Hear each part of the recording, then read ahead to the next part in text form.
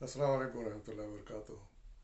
کتاب معجزات نبوی سے ہم حضور صلی اللہ علیہ وسلم کی حیات میں پیش آنے والے مختلف معجزات کا مطالعہ کر رہے ہیں۔ مختلف احادیث سے ہمیں معلوم ہو رہا ہے کہ حضور صلی اللہ علیہ وسلم کے حیات طیبہ میں کیا کیا مختلف معجزات نمودار ہوئے، اور آج کے آج کا مضمون ان دعاؤں پر مشتمل ہے جو صلی اللہ علیہ وسلم نے مختلف لوگوں کو مختلف اوقات میں دیں، اور وہ دعائیں قبول ہوئیں، اور اس سے ان کو بے حساب برکت ملی۔ آئیے جو ابتدا کرتے ہیں۔ پہلی دعا کا ذکر ہے یہاں پر، جس میں انہوں نے حضرت ابو ہریرہ رضی اللہ عنہ کے حق میں حفظ العلم کے لیے دعا فرمائی تھی۔ اس کی تفصیل یوں ہے کہ امام بخاری و مسلم حضرت ابو ہریرہ رضی اللہ عنہ سے بیان کرتے ہیں کہ لوگ کہتے ہیں کہ ابو ہریرہ نے بہت ساری حدیثیں بیان کی، اور اللہ ان لوگوں کا حساب لے گا جو میرے متعلق سوء ظن رکھتے ہیں، اور یہ بھی کہتے ہیں کہ مہاجرین اور انصار ابو ہریرہ کی طرح حدیثیں بیان نہیں کرتے۔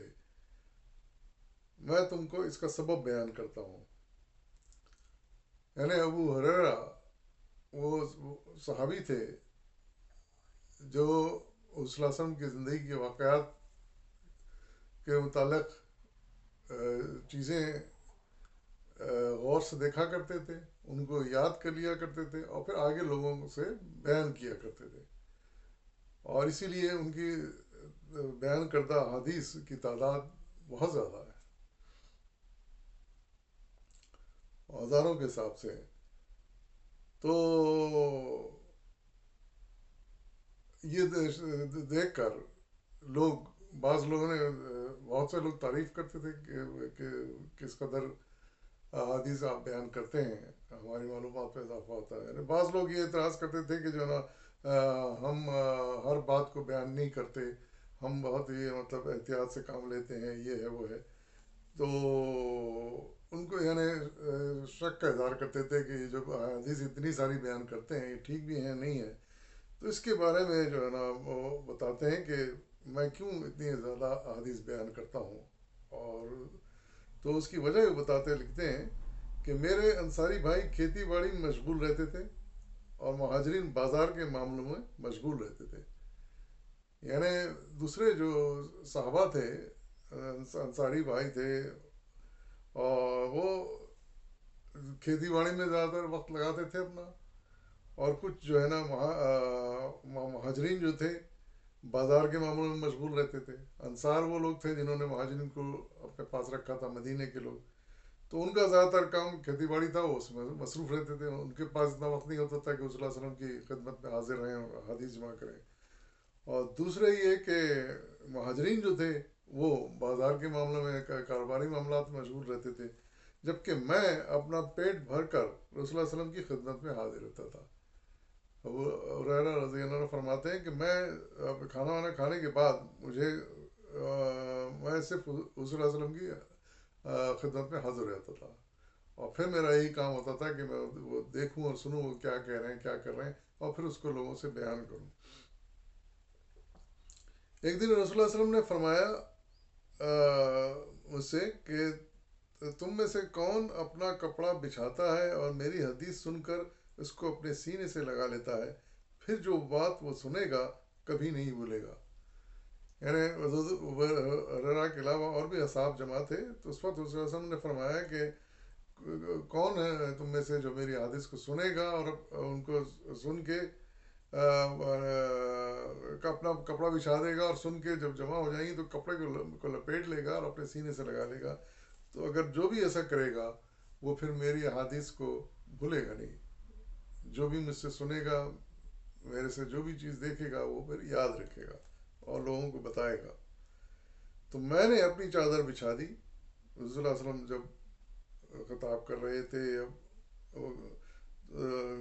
گفتگو کر رہے تھے، تو میں نے اپنی چادر بچھا دی۔ جب آپ اپنی حدیث سے فارغ ہوئے آپ صلی اللہ علیہ وسلم نے اپنی باتیں یعنی بیان کر دیں تو میں نے اس چادر کو سینے سے لگا لیا، یعنی اس چادر کو لپیٹا اور پھر سینے سے لگا لیا اپنے.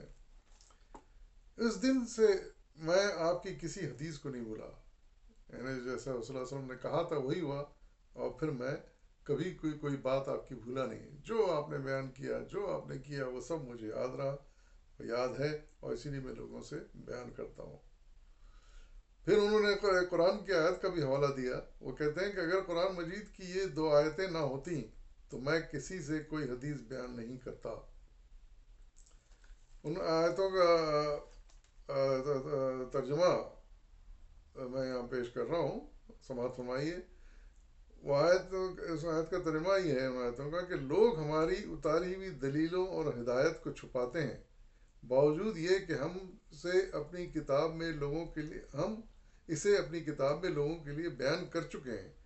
ان لوگوں پر اللہ کی اور تمام لعنت کرنے والوں کی لعنت ہے، مگر وہ لوگ جو توبہ کر لیں اور اصلاح کر لیں اور بیان کر دیں تو میں ان کی توبہ قبول کر لیتا ہوں، اور میں توبہ قبول کرنے والا اور رحم اور کرم کرنے والا ہوں.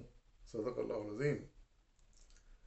یہ سورہ بقرہ کی آیات نمبر 159 اور 60 ہیں.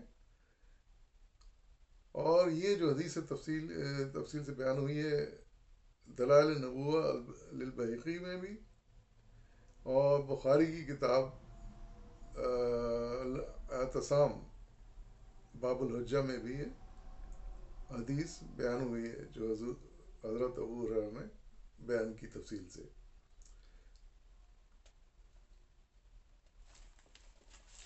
چلیے آگے چلتے ہیں.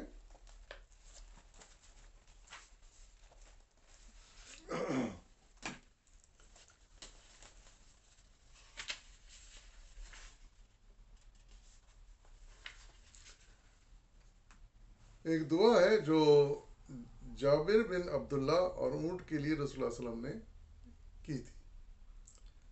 صحیحین میں یعنی صحیح بخاری اور صحیح مسلم میں جابر بن عبداللہ رضی اللہ عنہ سے مروی ہے کہ میں ایک تھکے ماندے اونٹ پر سواری کرتا تھا، بالآخر میں نے اسے چھوڑ دینا چاہا. ایک مرتبہ رسول اللہ صلی اللہ علیہ وسلم مجھ سے ملے، آپ نے اونٹ کو ہلکے سے مارا اور میرے لیے دعا کی. پھر اس کے بعد وہ اونٹ ایسا چلنے لگا جیسے اس سے پہلے کبھی نہیں چلا تھا، یعنی تیز دوڑنے لگا. ایک روایت میں یہ ہے کہ اس کے بعد وہ برابر دوسرے اونٹوں کے آگے آگے چلتا تھا، یہاں تک کہ میں اس کا نکیل پکڑتا پھر بھی قدرت نہیں رکھتا تھا کہ اسے روک سکوں. یعنی اتنی تیز چلنے لگا کہ سب سے آگے نکل جاتا تھا سب اونٹوں سے، اور یہاں تک کہ انہیں اس کے نکیل پکڑ کے کھینچنا پڑتا تھا، لیکن پھر بھی اس کو روکنا مشکل ہو جاتا تھا. آپ صلی اللہ علیہ وسلم نے پوچھا اب تمہارے اونٹ کا کیا حال ہے؟ میں نے عرض کیا اللہ کے رسول میرے اونٹ کو آپ صلی اللہ علیہ وسلم کی برکت لگ گئی ہے، یعنی آپ کی برکت سے، یعنی آپ کے ہاتھ لگانے سے وہ اس کی ساری سستی دور ہو گئی اور اتنا تیز دوڑنے لگا کہ سب اونٹوں سے آگے نکل جاتا ہے. اسی طرح ایک مرتبہ یہ جو حدیث میں نے اونٹ کی بیان کی ہے یہ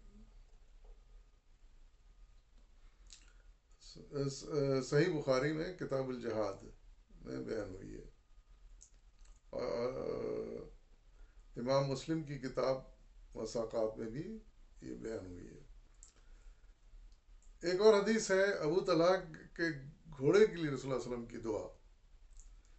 امام بہقی نے روایت کیا ہے کہ اور یہ بخاری میں انس بن مالک رضی اللہ عنہ سے مروی ہے کہ ایک بار لوگ خوفزدہ ہو گئے تو رسول اللہ صلی اللہ علیہ وسلم نے ابو طلحہ کے ایک سست رفتار گھوڑے پر، کیونکہ رسول اللہ صلی اللہ علیہ وسلم ابو طلحہ کے ایک سست رفتار گھوڑے پر سوار ہوئے اور اس کو دوڑاتے ہوئے بستی سے باہر اکیلے نکل گئے. تو وہ لوگ مطلب ڈر گئے کہ بے قابو ہو گیا، کہیں گراوے نہ دے رسول اللہ صلی اللہ علیہ وسلم کو. تو لوگ بھی پیچھے پھر گھوڑا دوڑاتے ہوئے آپ کے پیچھے پیچھے بھاگے، لیکن وہ آگے نکل گئے تھے. پھر واپسی وہاں سے پھر تھوڑی دیر آگے جا کے پھر واپس ہو گئے، اور واپسی کے بعد آپ نے فرمایا کہ مت دوڑو، یہ گھوڑا تو سمندر ہے. یعنی اس گھوڑے پر جب آپ بیٹھے تو وہ سست گھوڑا اتنی تیزی سے دوڑنے لگا کہ اس کو سمندر سے مثال دی. صلی اللہ علیہ وسلم نے. اور انس رضی اللہ عنہ کہتے ہیں کہ اللہ کی قسم اس دن کے بعد سے کوئی بھی گھوڑا اس سے آگے نہیں بڑھ سکا. یعنی اتنی تیز وہ گھوڑا دوڑنے لگا کہ سب گھوڑوں کو پیچھے چھوڑ دیتا تھا.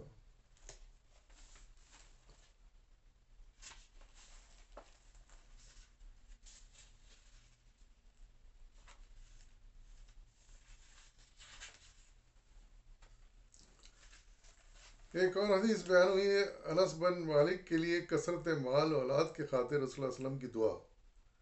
صحیح مسلم میں آیا کہ رسول اللہ علیہ وسلم نے انس بن مالک رضی اللہ عنہ کے لیے کثرت مال اور اولاد کی دعا کی فرمائی. چنانچہ ایسے ہی ہوا.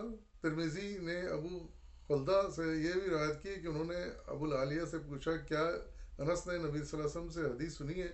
تو انہوں نے کہا کہ انس رضی اللہ عنہ نے آپ کی 10 سال خدمت کی اور آپ نے ان کے لیے دعا بھی فرمائی. اور انس رضی اللہ عنہ کے پاس ایسا باغ تھا جو سال میں 2 مرتبہ پھل دیتا تھا، اور اس باغ میں ایک ایسا خوشبودار پودا تھا جو مشک کی خوشبو دیتا تھا. اور صحیح مسلم میں ہے کہ ان کے سلب سے تقریباً 100 یا سے کچھ زیادہ اولاد ہوئی ہیں، یعنی کہ 100 اولاد ہوئی ہیں. یعنی برکت ہوئی ان کی دعا سے اس قدر کہ آپ کو 100 کے قریب اولادیں ہوئیں. تو یہ وہی دعا، اس دعا کی برکت تھی جو آپ نے ان کے مال اور اولاد میں اضافے کے لیے کی تھی. ایک اور روایت میں ہے کہ آپ صلی اللہ علیہ وسلم نے فرمایا کہ اے اللہ ان کی عمر طویل کر دے. چنانچہ انہوں نے 100 سال کی عمر پائی. پھر عمر میں بھی برکت ہوئی ان کی.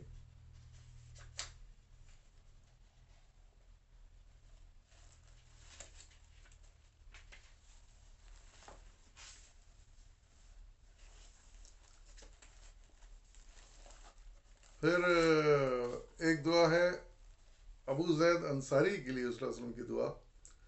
امام احمد ابو زید انصاری رضی اللہ عنہ سے بیان کرتے ہیں کہ رسول اللہ علیہ وسلم نے مجھ سے فرمایا میرے قریب آؤ. پھر آپ نے میرے سر اور داڑھی کی جگہ پر ہاتھ پھیرا اور فرمایا اے اللہ اسے خوبصورت بنا دے اور ہمیشہ اس کی خوبصورتی کو برقرار رکھ. پھر وہ 100 سال سے کچھ زیادہ عرصہ زندہ رہے اور ان کے سر اور داڑھی کے بال بہت کم سفید ہوئے. وہ شگفتہ رو تھے اور تاب دم مرگ ان کے چہرے کی بشاشت نہیں گئی. یعنی آپ کی دعا کی برکت سے ان کے بال بھی اس سے سیاہ رہے اور ان کے چہرے پر وہی تازگی برقرار رہی ہمیشہ آخری وقت تک. یہ حدیث مسند امام احمد میں بیان ہوئی ہے.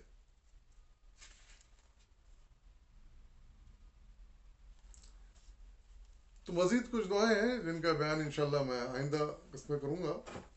فی الوقت اجازت دیجیے. آئیے ہم سب مل کر اس واسطے میں درود بھیجیں، سلام بھیجیں. اللہم صلی علی محمد وعلی آل سیدنا مولانا محمد وبارک وسلم صلی اللہ علیہ. اجازت دیجیے، فی امان اللہ.